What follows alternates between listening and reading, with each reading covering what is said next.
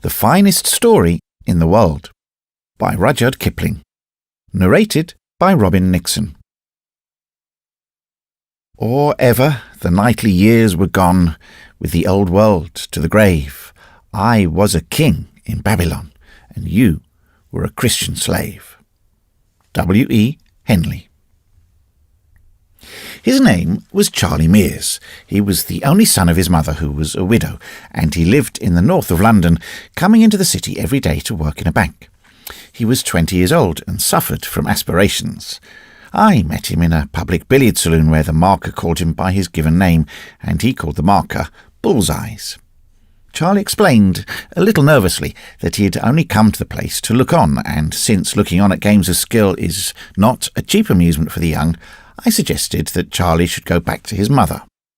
That was our first step toward better acquaintance. He would call on me sometimes in the evenings instead of running about London with his fellow clerks, and before long, speaking of himself as a young man must, he told me of his aspirations, which were all literary. He desired to make himself an undying name, chiefly through verse, though he was not above sending stories of love and death to the drop-a-penny-in-the-slot journals. It was my fate to sit still while Charlie read me poems of many hundred lines, and bulky fragments of plays that would surely shake the world. My reward was his unreserved confidence, and the self-revelations and troubles of a young man are almost as holy as those of a maiden. Charlie had never fallen in love, but was anxious to do so on the first opportunity. He believed in all things good and all things honourable, but at the same time was curiously careful to let me see that he knew his way about the world as befitted a bank clerk on 25 shillings a week. He rhymed dove with love and moon with June, and devoutly believed that they had never been so rhymed before. The long lame gaps in his plays he filled up with hasty words of apology and description, and swept on, seeing all that he intended to do so clearly that he esteemed it already done, and turned to me for applause. I fancy that his mother did not encourage his aspirations, and I know that his writing table at home was the edge of his washstand. This he told me almost at the outset of our acquaintance, when he was ravaging my bookshelves, and a little before I was implored to speak the truth as to his chances of writing something really great, you know. Maybe I encouraged him too much, for one night he called me, his eyes flaming with excitement, and he said breathlessly, "Do you mind? Can you let me stay here and write all this evening? I won't interrupt you. I won't really. There's no place for me to write in at my mother's." "What's the trouble?" I said, knowing well what the trouble was. "I've a notion in my head that would make the most splendid story that was ever written. Do let me write it out here. It's such a notion." There was no resisting the appeal. I set him a table. He hardly thanked me, but plunged into the work at once. For half an hour the pen scratched without stopping. Then Charlie sighed and tugged his hair. The scratching grew slower. There were more erasures, and at last ceased. The finest story in the world would not come forth. "It looks such awful rot now," he said mournfully, "and yet it seemed so good when I was thinking about it. What's wrong?" I could not dishearten him by saying the truth, so I answered, "Perhaps you don't feel in the mood for writing." "Yes, I do, except when I look at this stuff. Ugh!" "Read me what you've done," I said. He read, and it was wondrous bad, and he paused at all the specially turgid sentences, expecting a little approval, for he was proud of those sentences, as I knew he would be. "It needs compression," I suggested cautiously. "I hate cutting my things down. I don't think you could alter a word here without spoiling the sense. It reads better aloud than when I was writing it." "Charlie, you're suffering from an alarming disease afflicting a numerous class. Put the thing by and tackle it again in a week." "I want to do it at once. What do you think of it?" "How can I judge from a half-written tale? Tell me the story as it lies in your head." Charlie told, and in the telling there was everything that his ignorance had so carefully prevented from escaping into the written word. I looked at him, and wondering whether it were possible that he did not know the originality, the power of the notion that had come in his way. It was distinctly a notion among notions. Men had been puffed up with pride by notions not a tithe as excellent and practicable. But Charlie babbled on serenely, interrupting the current of pure fancy with samples of horrible sentences that he proposed used. I heard him out to the end. It would be folly to allow his idea to remain in his own inept hands when I could do so much with it. Not all that could be done, indeed, but oh, so much. "What do you think?" he said at last. "I fancy I shall call it The Story of a Ship.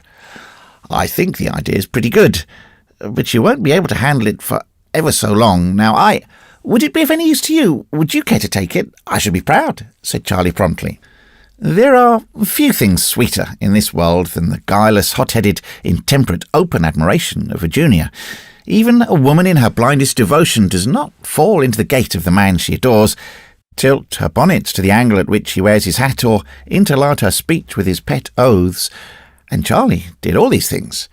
Still, it was necessary to salve my conscience before I possessed myself of Charlie's thoughts. "Let's make a bargain. I'll give you a £5 for the notion," I said. Charlie became a bank clerk at once. "Oh, that's impossible. Between two pals, you know, if I may call you so, and speaking as a man of the world, I couldn't take the notion if it's any use to you. I've heaps more." He had, none knew better than I, but they were the notions of other men. "Look at it as a matter of business between men of the world," I returned. £5 will buy you any number of poetry books. Business is business. And you may be sure I shouldn't give that price unless— "Oh, if you put it that way," said Charlie, visibly moved by the thought of the books. The bargain was clinched, with an agreement that he should, at unstated intervals, come to me with all the notions that he possessed, should have a table of his own to write at, and unquestioned right to inflict upon me all his poems and fragments of poems. And then I said, "Now, tell me how you came by this idea." "It came by itself." Charlie's eyes opened a little. "Yes, but you told me a great deal about the hero that you must have read before somewhere."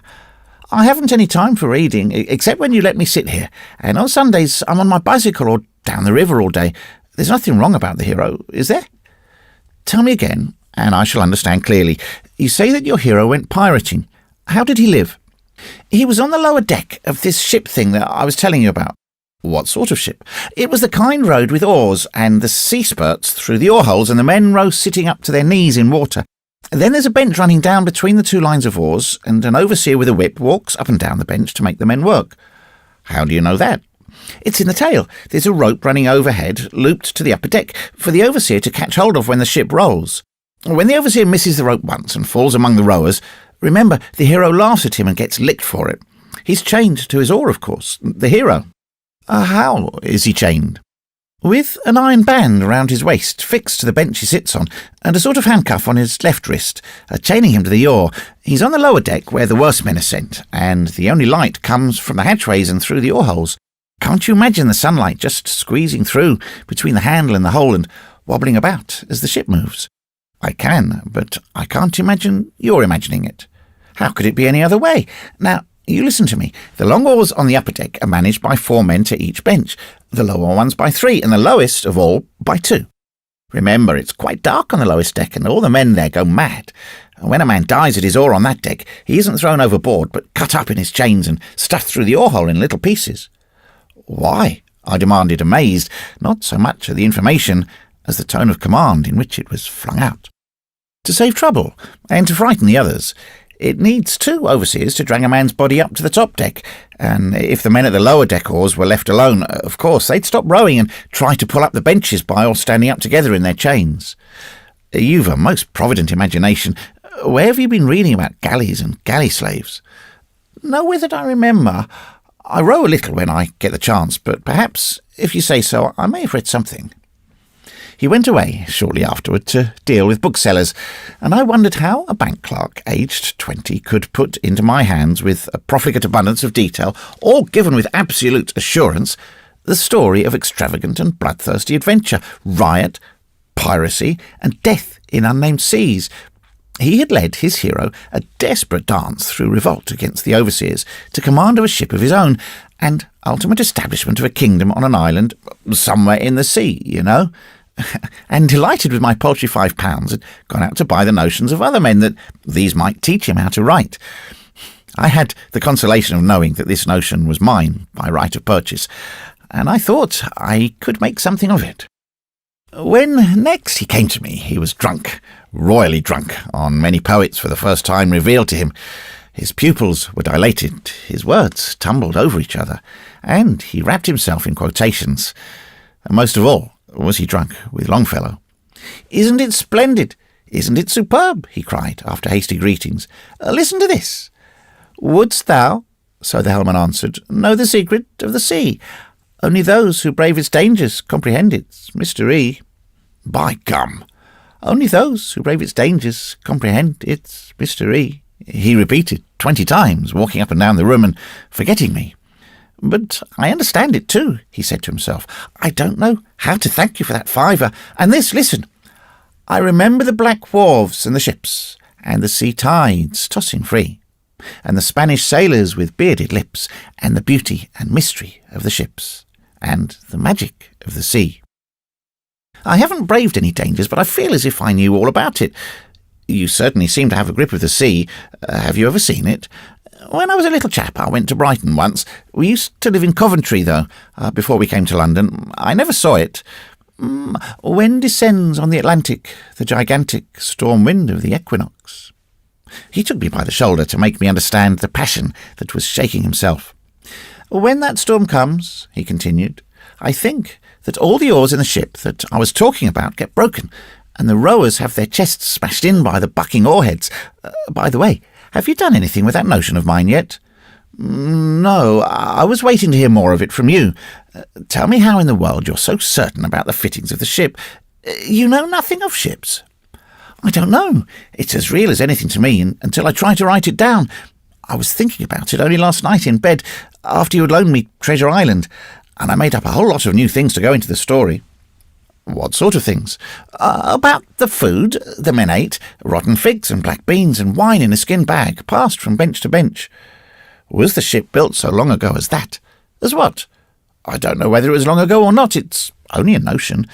But sometimes it seems just as real as if it was true. Do I bother you with talking about it?" "Not in the least. Did you make up anything else?" "Yes, but it's nonsense." Charlie flushed a little. "Never mind. Let's hear about it."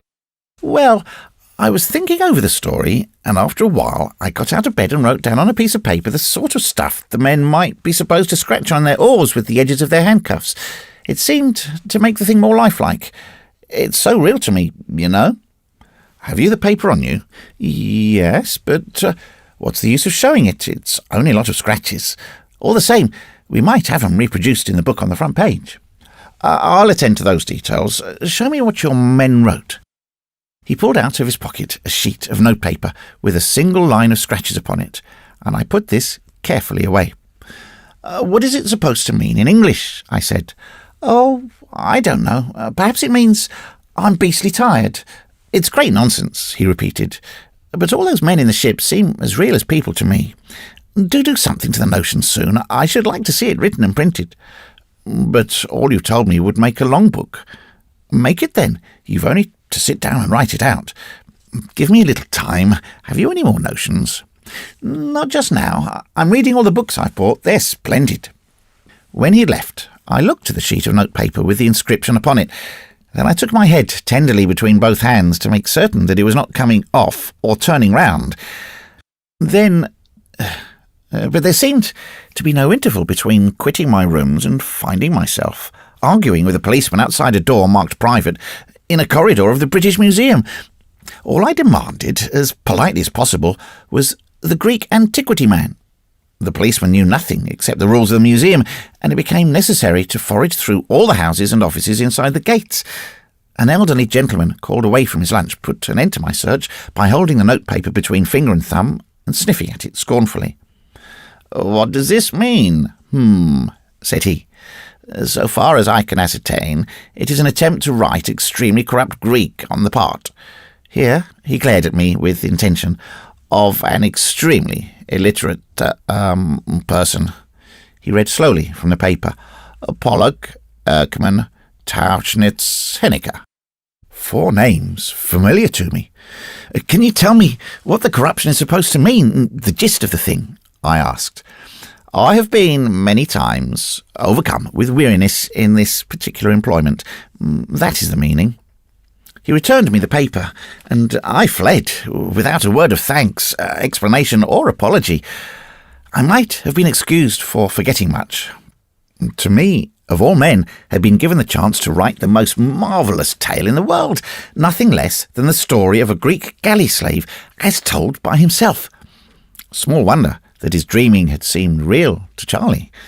The fates that are so careful to shut the doors of each successive life behind us had, in this case, been neglectful, and Charlie was looking, though he did not know, where never man had been permitted to look with full knowledge since time began. Above all, he was absolutely ignorant of the knowledge sold to me for £5, and he would retain that ignorance, for bank clerks do not understand metempsychosis, and a sound commercial education does not include Greek. He would supply me. Here I capered among the dumb gods of Egypt and laughed in their battered faces, with material to make my tale sure, so sure that the world would hail it as an impudent and vamped fiction. And I alone would know that it was absolutely and literally true. I alone held this jewel to my hand for the cutting and polishing. Therefore I danced again among the gods till a policeman saw me and took steps in my direction. It remained now only to encourage Charlie to talk, and here there was no difficulty. But I had forgotten those accursed books of poetry. He came to me, time after time, as useless as a surcharged phonograph, drunk on Byron, Shelley, or Keats. Knowing now what the boy had been in his past lives, and desperately anxious not to lose one word of his babble, I could not hide from him my respect and interest. He misconstrued both into respect for the present soul of Charlie Mears, to whom life was as new as it was to Adam, and interest in his readings, and stretched my patience to breaking point by reciting poetry, not his own now, but that of others. I wished every English poet blotted out of the memory of mankind. I blasphemed the mightiest names of song because they had drawn Charlie from the path of direct narrative, and would later spur him to imitate them. But I choked down my impatience until the first flood of enthusiasm should have spent itself, and the boy returned to his dreams. "What's the use of my telling you what I think, when these chaps wrote things for the angels to read?" he growled one evening. "Why don't you write something like theirs?" "I don't think you're treating me quite fairly," I said, speaking under strong restraint. "I've given you the story," he said, shortly, replunging into Lara. "But I want the details." "The things I make up about that damned ship that you call a galley, they're quite easy. You can just make 'em up yourself. Turn up the gas a little. I want to go on reading." I could have broken the gas globe over his head for his amazing stupidity. I could indeed make up things for myself, did I only know what Charlie did not know that he knew. But since the doors were shut behind me, I could only wait his youthful pleasure and strive to keep him in good temper. 1 minute's want of guard might spoil a priceless revelation. Now and again he would toss his books aside. He kept them in my rooms, for his mother would have been shocked at the waste of good money had she seen them, and launched into his sea dreams. Again I cursed all the poets of England. The plastic mind of the bank clerk had been overlaid, coloured and distorted by that which he had read, and the result, as delivered, was a confused tangle of other voices, most like the muttered song through a city telephone in the busiest part of the day. He talked of the galley, his own galley, had he but known it, with illustrations borrowed from The Bride of Abydos. He pointed the experiences of his hero with quotations from The Corsair, and threw in deep and desperate moral reflections from Cain and Manfred, expecting me to use them all. Only when the talk turned on Longfellow were the jarring cross-currents dumb, and I knew that Charlie was speaking the truth as he remembered it. "What do you think of this?" I said one evening, as soon as I understood the medium in which his memory worked best, and before he could expostulate, read him the whole of the saga of King Olaf. He listened open-mouthed, flushed, his hands drumming on the back of the sofa where he lay, till I came to the song of Einar Tamberskelver, and the verse, "Einar then, the arrow taking from the loosened string, answered, That was Norway breaking neath thy hand, O king." He gasped with pure delight of sound. "That's better than Byron, a little," I ventured. "Better? Why, it's true. How could he have known?" I went back and repeated. "What was that?" said Olaf, standing on the quarter-deck. "Something heard I like the stranding of a shattered wreck." How could he have known how ships crash and the oars rip out and go zip all along the line? Why, only the other night. But go back, please, and read The Scary of Shrieks again. No, I'm tired. Let's talk. What happened the other night? I had an awful nightmare about that galley of ours. I dreamed I was drowned in a fight. You see, we ran alongside another ship in harbour. The water was dead still, except where our oars whipped it up. You know, where I always sit in the galley. He spoke haltingly at first, under a fine English fear of being laughed at. No, that's news to me, I answered meekly, my heart beginning to beat. On the fourth oar from the bow on the right side, on the upper deck, there were 4 of us at that oar, all chained. I remember watching the water and trying to get my handcuffs off before the row began.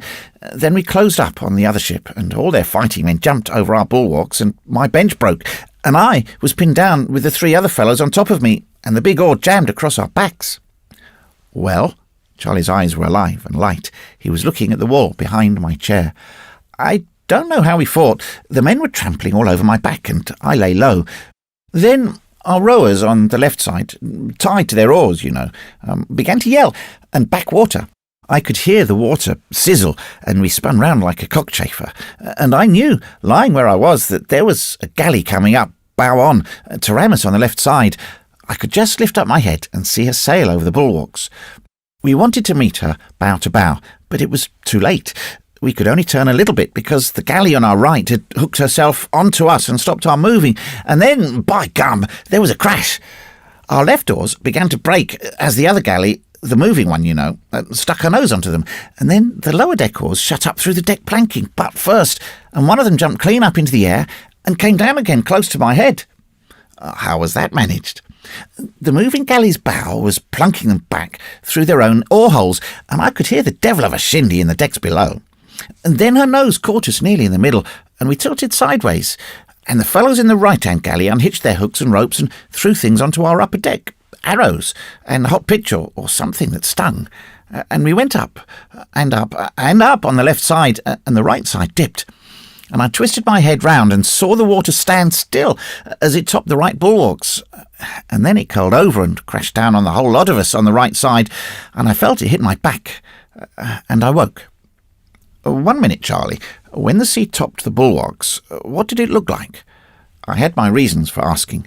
A man of my acquaintance had once gone down with a leaking ship in a still sea and had seen the water level pause for an instant ere it fell on the deck. It looked just like a banjo string drawn tight, and it seemed to stay there for years, said Charlie. Exactly. The other man had said, it looked like a silver wire laid down along the bulwarks, and I thought it was never going to break. He had paid everything except the bare life for this little valueless piece of knowledge, and I had travelled 10,000 weary miles to meet him and take his knowledge at second hand.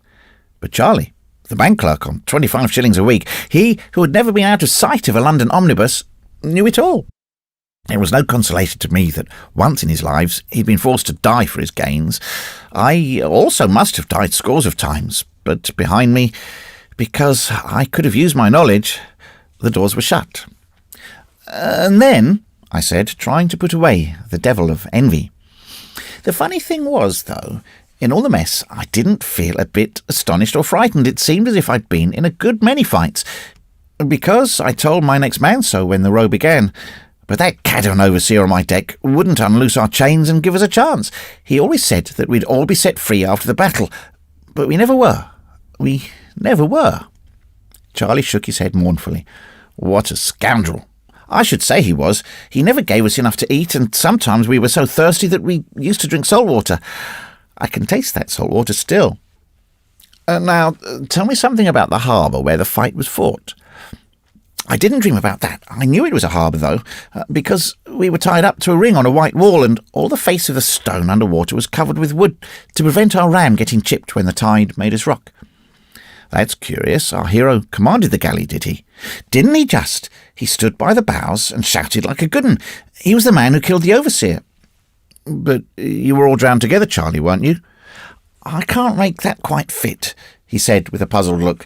The galley must have gone down with all hands, and yet I fancy that the hero went on living afterward. Perhaps he climbed into the attacking ship. I wouldn't see that, of course. I was dead, you know. He shivered slightly and protested that he could remember no more. I did not press him further, but to satisfy myself that he lay in ignorance of the workings of his own mind, deliberately introduced him to Mortimer Collins' Transmigration, and gave him a sketch of the plot before he opened the pages. "What rot it all is," he said frankly at the end of an hour. "I don't understand his nonsense about the red planet Mars and the king and the rest of it. Chuck me the Longfellow again." I handed him the book and wrote out as much as I could remember of his description of the sea fight, appealing to him from time to time for confirmation of fact or detail. He would answer without raising his eyes from the book, as assuredly as though all his knowledge lay before him on the printed page. I spoke under the normal key of my voice, that the current might not be broken, and I knew that he was not aware of what he was saying, for his thoughts were out on the sea with Longfellow. "Charlie," I asked, "when the rowers on the galleys mutinied, how did they kill their overseers?" "Tore up the benches and brained them. That happened when a heavy sea was running. An overseer on the lower deck slipped from the centre plank and fell among the rowers. They choked him to death against the side of the ship with their chained hands, quite quietly, and it was too dark for the other overseer to see what had happened. When he asked, he was pulled down too and choked, and the lower deck fought their way up, deck by deck, with the pieces of the broken benches banging behind them. How they howled! And what happened after that?" "I don't know. The hero went away, red hair and red beard and all. That was after he had captured our galley, I think." The sound of my voice irritated him, and he motioned slightly with his left hand, as a man does when interruption jars. "You never told me he was red-bearded before, or that he captured your galley," I said, after a discreet interval. Charlie did not raise his eyes. "He was as red as a red bear," said he abstractedly. "He came from the north. They said so in the galley when he looked for rowers, not slaves, but free men. Afterward, years and years afterward, news came from another ship, or else he came back." His lips moved in silence. He was rapturously retasting some poem before him.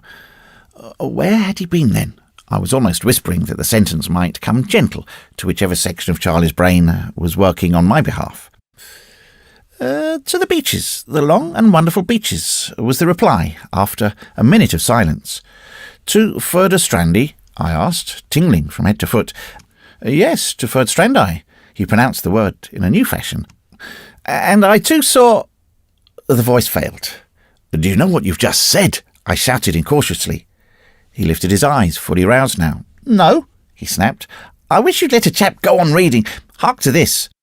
But oh there, the old sea captain, he neither paused nor stirred, till the king listened, and then once more took up his pen and wrote down every word. And to the king of the Saxons, in witness of the truth, raising his noble head, he stretched his brown hand and said, Behold this walrus tooth. By Jove, what chaps those must have been to go sailing all over the shop without knowing where they'd fetch the land. Pah! Charlie, I pleaded, if you'll only be sensible for a minute or two, I'll make our hero in our tale every inch as good as Oh There. Longfellow wrote that poem. I don't care about writing things any more. I want to read. He was thoroughly out of tune now, and raging over my own ill luck, I left him. Conceive yourself at the door of the world's treasure house, guarded by a child, an idle, irresponsible child playing knucklebones, on whose favour depends the gift of the key, and you will imagine one half of my torment. Till that evening, Charlie had spoken nothing that might not lie within the experiences of a Greek galley slave. But now, or there was no virtue in books, he had talked of some desperate adventure of the Vikings, of Thorfinn Karlsen's sailing to Wineland, which is America, in the 9th or 10th century. The battle in the harbour he had seen, and his own death he had described, but there was a much more startling plunge into the past. Was it possible that he had skipped half a dozen lives and was then dimly remembering some episode of 1,000 years later? It was a maddening jumble, and the worst of it was that Charlie Mears, in his normal condition, was the last person in the world to clear it up. I could only wait and watch, but I went to bed that night, full of the wildest imaginings. There was nothing that was not possible if Charlie's detestable memory only held good. I might rewrite the saga of Thorfinn Karlsen as it had never been written before, might tell the story of the first discovery of America, myself the discoverer. But I was entirely at Charlie's mercy, and so long as there was a 3 and 6-penny bound volume within his reach, Charlie would not tell. I dared not curse him openly. I hardly dared jog his memory, for I was dealing with the experiences of 1,000 years ago, told through the mouth of a boy of today. And a boy of today is affected by every change of tone and gust of opinion, so that he lies even when he desires to speak the truth. I saw no more of him for nearly a week, and when next I met him it was in Gracechurch Street, with a billhook chained to his waist. Business took him over London Bridge, and I accompanied him. He was very full of the importance of that book, and magnified it. As we passed over the Thames, we paused to look at a steamer unloading great slabs of white and brown marble. A barge drifted under the steamer's stern, and a lonely cow in that barge bellowed. Charlie's face changed from the face of the bank clerk to that of an unknown, and, though he would not have believed this, a much shrewder man. He flung out his arm across the parapet of the bridge, and, laughing very loudly, he said, "When they heard our bulls below, the Skirlings ran away." I waited only for an instant, but the barge and the cow had disappeared under the bows of the steamer before I answered. "Charlie, what do you suppose are Skirlings?" "Never heard of him before. They sound like a new kind of seagull. What a chap you are for asking questions," he replied. "I have to go to the cashier of the omnibus company yonder. Will you wait for me, and we can lunch somewhere together? I've a notion for a poem." "No, thanks. I'm off. You're sure you know nothing about Skirlings?" "Not unless he's been entered for the Liverpool Handicap." He nodded and disappeared in the crowd. Now, it is written in the saga of Eric the Red, or that of Thorfinn Karlsen, that 900 years ago, when Karlsen's galleries came to Leif's booths, which Leif had erected in the unknown land called Markland, which may or may not have been Rhode Island, the Skirlings, and the Lord, he knows who these may or may not have been, came to trade with the Vikings, and ran away because they were frightened at the bellowing of the cattle which Thorfinn had brought with him in the ships. But what in the world could a Greek slave know of that affair? I wandered up and down among the streets, trying to unravel the mystery, and the more I considered it, the more baffling it grew. One thing only seemed certain, and that certainly took away my breath for the moment. If I came to full knowledge of anything at all, it would not be one life of the soul in Charlie Mears' body, but half a dozen, several, and separate existences spent on blue water in the morning of the world. Then I walked round the situation. Obviously, if I used my knowledge, I should stand alone and unapproachable until all men were as wise as myself. That would be something, but manlike, I was ungrateful. It seemed bitterly unfair that Charlie's memory should fail me when I needed it most. Great powers above, I looked up at them through the fog smoke. Did the lords of life and death know what this meant to me? Nothing less than eternal fame of the best kind that comes from one, and is shared by one alone.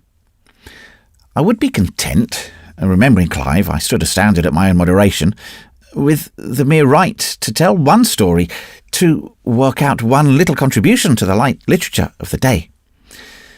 If Charlie were permitted full recollection for 1 hour, for 60 short minutes of existences that had extended over 1,000 years, I would forgo all profit and honour from all that I should make of his speech. I would take no share in the commotion that would follow through the particular corner of the earth that calls itself the world. The thing should be put forth anonymously. Nay, I would make other men believe that they had written it. They would hire bull-hided self-advertising Englishmen to bellow it abroad. Preachers would found a fresh conduct of life upon it, swearing that it was new and that they had lifted the fear of death from all mankind. Every Orientalist in Europe would patronize it discursively with Sanskrit and Pali texts. Terrible women would invent unclean variants of the men's belief for the elevation of their sisters. Churches and religions would war over it. Between the hailing and restarting of an omnibus, I foresaw the scuffles that would arise among half a dozen denominations, all professing the doctrine of the true metempsychosis as applied to the world and the new era, and saw too the respectable English newspapers shying, like frightened kine, over the beautiful simplicity of the tale. The mind leaped forward 100, 200, 1,000 years. I saw with sorrow that men would mutilate and garble the story, that Rival creeds would turn it upside down till at last the Western world, which clings to the dread of death more closely than the hope of life, would set it aside as an interesting superstition and stampede after some faith so long forgotten that it seemed altogether new. Upon this, I changed the terms of the bargain that I would make with the lords of life and death. Only let me know, let me write the story with sure knowledge that I wrote the truth, and I would burn the manuscript as a solemn sacrifice. 5 minutes after the last line was written, I would destroy it all, but I must be allowed to write it with absolute certainty. There was no answer. The flaming colours of an aquarium poster caught my eye, and I wondered whether it would be wise or prudent to lure Charlie into the hands of the professional mesmerist, and whether, if he were under his power, he would speak of his past lives. If he did, and if people believed him, but Charlie would be frightened and flustered, or made conceited by the interviews. In either case, he would begin to lie through fear or vanity. He was safest in my own hands. "They are very funny fools, your English," said a voice at my elbow, and turning round, I recognised a casual acquaintance, a young Bengali law student called Grish Chunder, whose father had sent him to England to become civilised. The old man was a retired naval official and, on an income of £5 a month, contrived to allow his son £200 a year, and the run of his teeth in a city where he could pretend to be the cadet of a royal house and tell stories of the brutal Indian bureaucrats who ground the faces of the poor.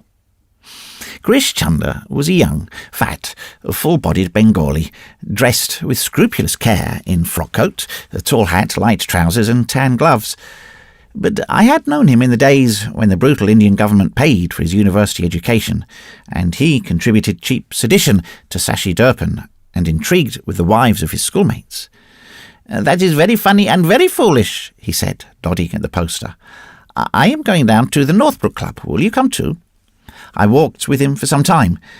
"You are not well," he said. "What is there on your mind? You do not talk." "Grish Chunder, you've been too well educated to believe in a god, haven't you?" "Oh, yes, here, but when I go home I must conciliate popular superstition and make ceremonies of purification, and my women will anoint idols." "And hang up Tulsi and feast the Purahit and take you back into caste again and make a good country of you again, you advanced social free thinker. And you'll eat desi food and like it all, from the smell in the courtyard to the mustard oil over you." "I shall very much like it," said Grish Chunder unguardedly. "Once a Hindu, always a Hindu, but I like to know what the English think they know. I'll tell you something that one Englishman knows. It's an old tale to you." I began to tell the story of Charlie in English, but Grish Chunder put a question in the vernacular, and the history went forward naturally in the tongue best suited for its telling. After all, it could never have been told in English. Grish Chunder heard me, nodding from time to time, and then came up to my rooms before I finished the tale. "Bishak," he said philosophically, "lekin tuwarsa bantai." "Without doubt, but the door is shut." "I have heard of this, remembering of previous existences among my people. It is, of course, an old tale with us, but to happen to an Englishman, a cow-fed Malech, an outcast, by Jove, that is most peculiar." "Outcast yourself, Grish Chunder, you eat cow beef every day."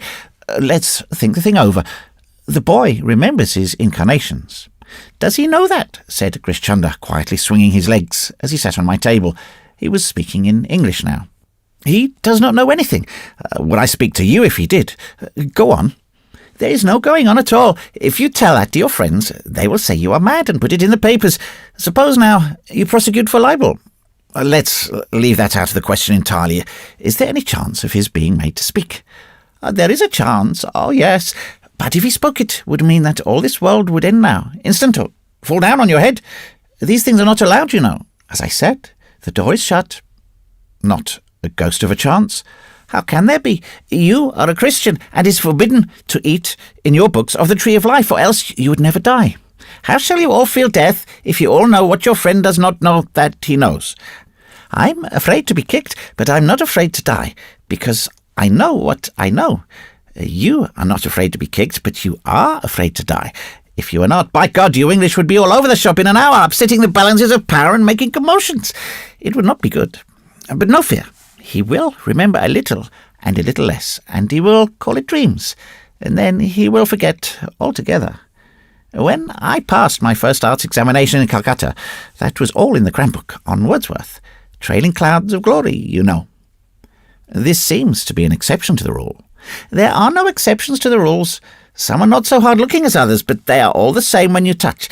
If this friend of yours said so-and-so and so-and-so, indicating that he remembered all his lost lives, or one piece of a lost life, he would not be in the bank another hour. He would be what you call sack, because he was mad, and they would send him to an asylum for lunatics. You can see that, my friend? Of course I can, but I wasn't thinking of him. His name need never appear in the story. Ah, I see. That story will never be written. You can try. I'm going to. For your own credit, and for the sake of money, of course. No, for the sake of writing the story. On my honour, that will be all. Even then, there is no chance. You cannot play with the gods. It is a very pretty story now. As they say, let it go on that. I mean, at that. Be quick. He will not last long. How do you mean? What I say. He has never so far thought about a woman. Hasn't he, though? I remembered some of Charlie's confidences. I mean, no woman has thought about him. When that comes, Bas, hog you all up. I know, there are millions of women here, housemaids, for instance. I winced at the thought of my story being ruined by a housemaid, and yet nothing was more probable. Grish Chunder grinned. Yes, also pretty girls. Cousins of his house, and perhaps not of his house. One kiss that he gives back again and remembers will cure all this nonsense, or else... Or else what? Remember, he does not know that he knows. I know that. Or else, if nothing happens, he will become immersed in the trade and the financial speculations like the rest. It must be so. You can see that it must be so. But the women will come first, I think. There was a rap at the door, and Charlie charged in impetuously. He had been released from office, and by the look in his eyes I could see that he'd come over for a long talk. Most probably with poems in his pockets. And Charlie's poems were very wearying, but sometimes they led him to talk about the galley. Grish Chunder looked at him keenly for a minute. I beg your pardon, Charlie said uneasily. I didn't know you had anyone with you. I am going, said Grish Chunder. He drew me into the lobby as he departed. That is your man, he said quickly. I tell you, he will never speak all you wish. That is rot. Bosh! But he would be most good to make to see things. Suppose, now, we pretend that it was only play. I had never seen Grish Chunder so excited. And pour the ink pool into his hand. What do you think? I tell you that he could see anything that a man could see. Let me get the ink and the camphor. He is a seer, and he will tell us very many things. He may be all you say, but I'm not going to trust him to your gods and devils. It will not hurt him. He will only feel a little stupid and dull when he wakes up. You have seen boys look into the ink pool before? That is the reason why I'm not going to see it any more. You'd better go, Grish Chunder. He went, declaring far down the staircase that it was throwing away my only chance of looking into the future. This left me unmoved, for I was concerned for the past, and no peering of hypnotised boys into mirrors and ink pools would help me to that. But I recognised Grish Chunder's point of view, and sympathised with it. What a big black brute that was, said Charlie, when I returned to him. Well, look here, I've just done a poem. Did it instead of playing dominoes after lunch. May I read it? Let me read it to myself. Then you miss the proper expression. Besides, you always make my things sound as if the rhymes are all wrong. Read it aloud, then. You're like the rest of them. Charlie mouthed me his poem, and it was not much worse than the average of his verses. He had been reading his books faithfully, but he was not pleased when I told him that I preferred my Longfellow undiluted with Charlie. Then we began to go through the manuscript line by line, Charlie parrying every objection and correction with, yes, that may be better, but you don't catch what I'm driving at. Charles was, in one way at least, very like one kind of poet. There was a pencil scrawl at the back of the paper. And what's that? I said. Oh, that's not poetry at all. It's some rot I wrote last night before I went to bed, and it was too much bother to hunt for rhymes, so I made it a sort of blank verse instead. Here is Charlie's blank verse. We pulled for you when the wind was against us and the sails were low. Will you never let us go? We ate bread and onions when you took towns or ran aboard quickly. when you were beaten back by the foe. The captains walked up and down the deck in fair weather singing songs, but we were below. We fainted with our chins on the oars, and you did not see that we were idle, for we still swung to and fro. Will you never let us go? The salt made the oar bandies like sharkskin. Our knees were cut to the bone with salt cracks. Our hair was stuck to our foreheads, and our lips were cut to our gums, and you whipped us because we could not row. Will you never let us go? But in a little time we shall run out of the portholes as the water runs along the oar-blade, and though you tell the others to row after us, you will never catch us till you catch the oar-thresh and tie up the winds in the belly of the sail. Aho, will you never let us go? What's oar-thresh, Charlie? The water washed up by the oars. That's the sort of song they might sing in the galley, you know. Aren't you ever going to finish that story and give me some of the profits? It depends on yourself. If you had only told me more about your hero in the first instance, it might have been finished by now. You're so hazy in your notions. I only want to give you the general notion of it, the knocking about from place to place and the fighting and all that. Can't you fill in the rest yourself? Make the hero save a girl on a pirate galley and marry her, or do something. You're a really helpful collaborator. I suppose the hero went through some adventures before he married. Well then, make him a very artful card, a low sort of man, a sort of political man who went about making treaties and breaking them, a black-haired chap who hid behind the mast when the fighting began. But you said the other day that he was red-haired. I couldn't have. Make him black-haired, of course. You've no imagination. Seeing that I had just discovered the entire principles on which the half-memory, falsely called imagination, is based, I felt entitled to laugh, but forbore for the sake of the tale. You're right. You're the man with imagination. A black-haired chap in a decked ship, I said. No, an open ship like a big boat. This was maddening. Your ship has been built and designed, closed and decked in. You said so yourself, I protested. No, not that ship. That was open or half-decked because, by Jove. You're right. You made me think of the hero as a red-haired chap. Of course, if he were red, the ship would be an open one with painted sails. Surely, I thought, he would remember now that he'd served in 2 galleys at least, in a 3-decked Greek one under the black-haired political man, and again in a Viking's open sea serpent under the man red as a red bear who went to Markland. The devil prompted me to speak. Why, of course, Charlie, said I. I don't know. Are you making fun of me? The current was broken for the time being. I took up a notebook and pretended to make many entries in it. It's a pleasure to work with an imaginative chap like yourself, I said after a pause. The way that you've brought out the character of the hero is simply wonderful. Do you think so? He answered with a pleased flush. I often tell myself that there's more in me than people think. There's an enormous amount in you. Then won't you let me send you an essay on the ways of bank clerks to titbits and get the guinea prize? That wasn't exactly what I meant, old fellow. Perhaps it would be better to wait a little and go ahead with the galley story.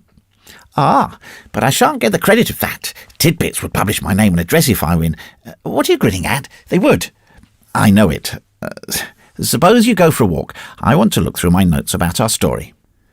Now, this reprehensible youth who left me, a little hurt, and put back, might, for aught he or I knew, have been one of the crew of the Argo, had been certainly slave or comrade to Thorfinn Karlsson. Therefore he was deeply interested in guinea competitions. Remembering what Grish Chunder had said, I laughed aloud. The Lords of Life and Death would never allow Charlie Mears to speak with full knowledge of his pasts, and I must even piece out what he had told me with my own poor inventions, while Charlie wrote of the ways of bank clerks. I got together and placed on one file all my notes, and the net result was not cheering. I read them a second time. There was nothing that might not have been compiled at second hand from other people's books, except, perhaps, the story of the fight in the harbour. The adventures of a Viking have been written many times before. The history of a Greek galley slave was no new thing, and though I wrote both, who could challenge or confirm the accuracy of my details? I might as well tell a tale of 2,000 years hence. The Lords of Life and Death were as cunning as Grish Chunder had hinted. They would allow nothing to escape that might trouble or make easy the minds of men. Though I was convinced of this, yet I could not leave the tale alone. Exultation followed reaction, not once but 20 times in the next few weeks. My moods varied with the March sunlight and the flying clouds. By night, or in the beauty of a spring morning, I perceived that I could write that tale and shift continents thereby. In the wet, windy afternoons, I saw that the tale might indeed be written, but would be nothing more than a faked, false, varnished, shame-rusted piece of Wardour Street work at the end. And then I blessed Charlie in many ways. Though it was no fault of his, he seemed to be busy with prize competitions, and I saw less and less of him as the weeks went by, and the earth cracked and grew ripe to spring, and the buds swelled in their sheaths.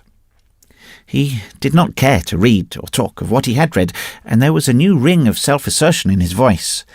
I hardly cared to remind him of the galley when we met, but Charlie alluded to it on every occasion, always as a story from which money was to be made. "I think I deserve 25%, don't I, at least?" he said with beautiful frankness. "I supplied all the ideas, didn't I?" This greediness for silver was a new side in his nature. I assumed that it had been developed in the city, where Charlie was picking up the curious nasal drawl of the underbred city man. "When the thing's done, we'll talk about it. I can't make anything of it at present. Red-haired or black-haired hero are equally difficult." He was sitting by the fire staring at the red coals.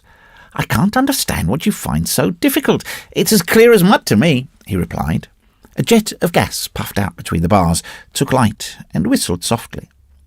"Suppose we take the red-haired hero's adventures first, from the time that he came south to my galley and captured it and sailed to the beaches." I knew better now than to interrupt Charlie. I was out of reach of pen and paper and dared not move to get them, lest I should break the current. The gas jet puffed and whinnied. Charlie's voice dropped almost to a whisper, and he told a tale of the sailing of an open galley to Furdurstrandi, of sunsets on the open sea, seen under the curve of the one sail evening after evening, when the galley's beak was notched into the centre of the sinking disk, and "we sailed by that, for we had no other guide," quoth Charlie. He spoke of a landing on an island, and explorations in its woods, where the crew killed 3 men whom they found asleep under the pines. Their ghosts, Charlie said, followed the galley, swimming and choking in the water, and the crew cast lots and threw one of their number overboard as a sacrifice to the strange gods whom they had offended. Then they ate seaweed when their provisions failed, and their legs swelled, and their leader, the red-haired man, killed 2 rowers who mutinied, and after a year spent among the woods, they set sail for their own country, and a wind that never failed carried them back so safely that they all slept at night. This, and much more, Charlie told. Sometimes the voice fell so low that I could not catch the words, though every nerve was on the strain. He spoke of their leader, the red-haired man, as a pagan speaks of his god, for it was he who cheered them and slew them impartially as he thought best for their needs. And it was he who steered them for 3 days among floating ice, each floe crowded with strange beasts that tried to sail with us, said Charlie, and we beat them back with the handles of the oars. The gas jet went out, a burned coal gave way, and the fire settled down with a tiny crash to the bottom of the grate. Charlie ceased speaking, and I said no word. "By Jove," he said at last, shaking his head, "I've been staring at the fire till I'm dizzy. What was I going to say?" "There's something about the galley." I remember now. It's 25% of the profits, isn't it?" "It's anything you like, when I've done the tale." "I wanted to be sure of that. I must go now. I've an appointment." And he left me. Had my eyes not been held, I might have known that that broken muttering over the fire was the swan song of Charlie Mears. But I thought it the prelude to fuller revelation. At last, I should cheat the lords of life and death. When next Charlie came to me, I received him with rapture. He was nervous and embarrassed, but his eyes were very full of light, and his lips a little parted. "I've done a poem," he said, and then quickly, "It's the best I've ever done. Read it." He thrust it into my hand and retreated to the window. I groaned inwardly. It would be the work of half an hour to criticise, that is to say, praise, the poem sufficiently to please Charlie. And then I had good reason to groan, for Charlie, discarding his favourite centipede metres, had launched into shorter and choppier verse with a motive at the back of it. This is what I read. The day is most fair, the cheery wind halloos behind the hill, where he bends the wood as seemeth good, and the sapling to his will. Riot, O wind, there is that in my blood that would not have thee still. She gave me herself, O earth, O sky, grey sea, she is mine alone. Let the sullen boulders hear my cry, and rejoice though they be but stone. Mine, I have won her, O good brown earth, make merry, 'tis hard on spring. Make merry, my love is doubly worth all worship your fields can bring. Let the hind that tills you feel my mirth at the early harrowing. Yes, it's the early harrowing past a doubt, I said, with a dread at my heart. Charlie smiled, but did not answer. Red of the sunset, tell it abroad, I am victor, greet me, O sun, dominant master and absolute lord over the soul of one. Well, said Charlie, looking over my shoulder. I thought it far from well, and very evil indeed, when he silently laid a photograph on the paper, the photograph of a girl with a curly head and a foolish slack mouth. Isn't it wonderful? He whispered, pink to the tips of his ears, wrapped in the rosy mystery of first love. I didn't know, I didn't think. It came like a thunderclap. Yes, it comes like a thunderclap. Are you very happy, Charlie? My God, she loves me. He sat down, repeating the last words to himself. I looked at the hairless face, the narrow shoulders already bowed by desk work, and wondered when, where, and how he had loved in his past lives. What will your mother say? I asked, cheerfully. I don't care a damn what she says. At 20, the things for which one does not care a damn should properly be many, but one must not include mothers in the list. I told him this gently, and he described her, even as Adam must have described to the newly named beasts the glory and tenderness and beauty of Eve. Incidentally, I learned that she was a tobacconist's assistant with a weakness for pretty dress, and had told him 4 or 5 times already that she had never been kissed by a man before. Charlie spoke on and on, while I, separated from him by thousands of years, was considering the beginnings of things. And now I understood why the lords of life and death shut the doors so carefully behind us. It is that we may not remember our first wooings. Were it not so, our world would be without inhabitants in 100 years. Now, about that galley story, I said, still more cheerfully, in a pause in the rush of speech. Charlie looked up as though he'd been hit. The galley? What galley? Good heavens, don't joke, man, this is serious. You don't know how serious it is. Grish Chunder was right. Charlie had tasted the love of woman that kills remembrance, and the finest story in the world would never be written.